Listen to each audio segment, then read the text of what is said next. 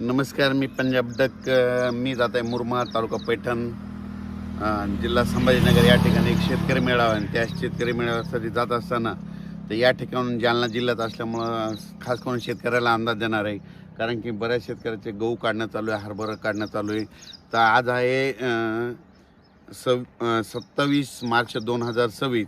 तर आज देखील तुम्हाला एक सांगू इच्छितो की अहिल्यानगर जिल्ह्यामध्ये, म्हणजे अहिल्यानगर जिल्ह्यामध्ये राहुरी त्या परिसरामध्ये पुणेकडं कोकणाकडं आज देखील बऱ्याच ठिकाणी पावसाला सुरुवात होणार आहे. म्हणून हा अंदाज लक्षात. म्हणजे आज हे पाऊस सर्व दूर नाही, पण कोकणाकडे हा पाऊस आहे म्हणून हा अंदाज सर्व शेतकऱ्यांना लक्षात यायचा. पण राज्यातल्या सर्व शेतकऱ्याला सांगू इच्छितो की ज्यांचा कोणाचा गहू असेल, हरभरा असेल, कांदा असेल, तर तुम्ही काय करा, 29 तारखेपर्यंत तुम्ही काढून झाकून घ्या. कारण की 29 तारखेला राज्यात पावसाला सुरुवात होणार आहे. मग 29 तारखेला सुरुवात कुठं होणार आहे, तर नंदुरबार जिल्हा, धुळे जिल्हा, मालेगाव, त्या नाशिक त्या परिसरामध्ये, दोंडाईचा त्या पट्ट्यामध्ये पावसाला सुरुवात होणार आहे. म्हणून हा अंदाज सर्व शेतकऱ्यांनी.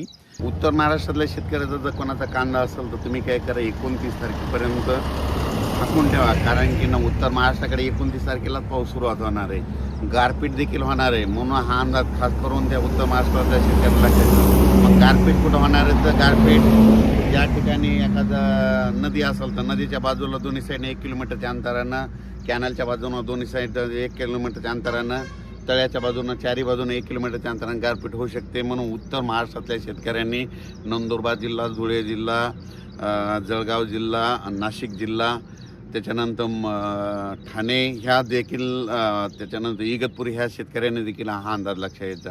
त्याच्यानंतर आपण काय करू, आता इकडं विदर्भाकडून, विदर्भातल्या वर्धा, नागपूर, भंडारा, गोंदिया, चंद्रपूर, यवतमाळ, वाशिम, हिंगोली, नांदेड, बुलढाणा, अकोला, अमरावती ह्या जिल्ह्यातल्या सर्व शेतकऱ्याला सांगू इच्छितो की तुम्ही 30 तारखेपर्यंत तुम्ही आपला गहू असेल, हरभरा असेल, आलेला गहू असेल तर काढून घेऊ शकता, झाकून ठेवू शकता. कारण की विदर्भात देखील 30 तारखेपासून ते 1-2 तारखेपर्यंत, 31, 1, 2, 3 तारखेपर्यंत राज्यात पाऊस, म्हणजे विदर्भात पाऊस होणार आहे, पूर्व विदर्भात होणार आहे. म्हणून हा अंदाज लक्षायचा. हा पाऊस सगळीकडे सारखा पडणार नाही. काही भाग सोडणार आहे, काही ठिकाणी पडणार, कुठं सोडून देणार, काही ठिकाणी नुसतं वारं सुटं, गारपीट देखील होणार आहे. म्हणून हा अंदाज सर्व शेतकऱ्यांनी, विदर्भातल्या सर्व शेतकऱ्यांनी लक्षात यायचा. त्याच्यानंतर आपण मराठवाड्यातल्या सर्व शेतकऱ्याला सांगू इच्छितो की नांदेड जिल्हा झालं, हिंगोली जिल्हा झालं, परभणी जिल्हा झालं, लातूर जिल्हा झालं, धाराशिव जिल्हा झालं, बीड जिल्हा झालं, जालना जिल्हा, संभाजीनगर ह्या सर्व शेतकऱ्याला सांगू इच्छितो की मराठवाड्यात देखील तुम्ही काय करा, 30 तारखेपर्यंत ज्यांचा गहू असेल, हरभरा असेल, काढणीस आलेले पिकं काढून घ्या. कारण की मराठवाड्यात देखील चांगला पाऊस, काही ठिकाणी वारा सुटेल, कुठं पाऊस पडेल, कुठं काही ठिकाणी गारपीट देखील होईल, काही भाग निरंक देखील राहील, काही भाग सोडून देईल. म्हणजे हे अवकाळी पाऊस सगळीकडे होत नसतं. म्हणून ही सर्व सर्व शेतकऱ्यांना लक्षात यायचं. मराठवाड्यातल्या शेतकऱ्यांना देखील आपण आपल्या पिकाची काळजी घेणे गरजेचं आहे.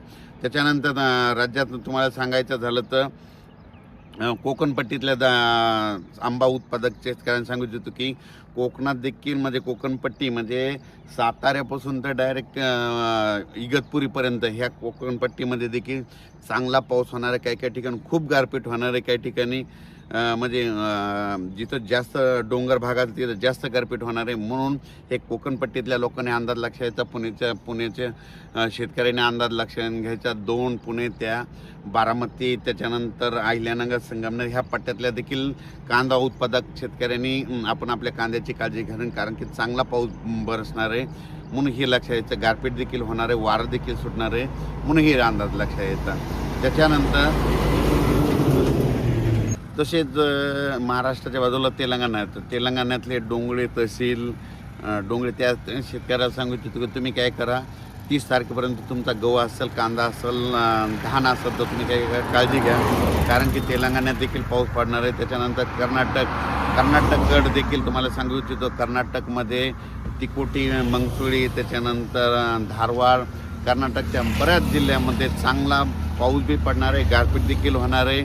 म्हणून हा अंदाज कर्नाटकच्या देखील शेतकऱ्यांना लक्षात यायचा. त्याच्यानंतर कोल्हापूरचे शेतकऱ्याचे फोन आले. कोल्हापूरच्या शेतकऱ्याला सांगू ज्यांचा गहू असेल तुम्ही काढू घ्या. साताऱ्याच्या शेतकऱ्यांना देखील हे अंदाज लक्षात यायचा. त्याच्यानंतर इकडं खास करून नाशिकच्या शेतकऱ्यांनी खास करून अंदाज घ्यायचा. कारण की नाशिककडनं ह्या पावसामध्ये बऱ्याच ठिकाणावर चांगली गारपीट होणार आहे. म्हणून नाशिकच्या शेतकऱ्यांनी देखील हा अंदाज कांदा शेतकऱ्यांनी लक्षात द्यायचा म्हणून हे त्या शेतकऱ्याला सांगितलं होतं. त्याच्यानंतर अहिल्यानगरमध्ये राहुरी झालं त्याच्यानंतर पैठण, वैजापूर, गंगापूर, कन्नड, संभाजीनगर त्या परिसरामध्ये, त्या फुलंब्री त्या परिसरामध्ये चांगला पाऊस देखील होणार, काही ठिकाणी गारपीट देखील, काही ठिकाणी वारं सुटणार आहे म्हणून हे देखील अंदाज लक्षात आहे. म्हणजे सांगायचं झालं तर 29 तारखेपासून ते 3 तारखेपर्यंत राज्यात दररोज वेगवेगळ्या भागात पाऊस पडणार आहे म्हणून हे लक्षात येतं. आणि आणखीन एक शेतकऱ्याला एक महत्त्वाची सूचना सांगतो, यावर्षी अवकाळी 10 दिवसालाच अवकाळी येणार आहे. म्हणजे कंप्लीट आता ही अवकाळी गेल्याच्या नंतर लगेच तिथून 10 दिवसाला परत दुसरा अवकाळी पाऊस येणार आहे, परंतु तिथून पुन्हा परत 10 दिवसाला तिसरा अवकाळी येणार. म्हणजे अवकाळी हिचं सत्र हे चालूच राहणार आहे म्हणून हा अंदाज सर्व शेतकऱ्यांनी लक्षात द्यायचा. अचानक वातावरणात बदल झाला तर लगेच एक मेसेज दिला जाईल. धन्यवाद.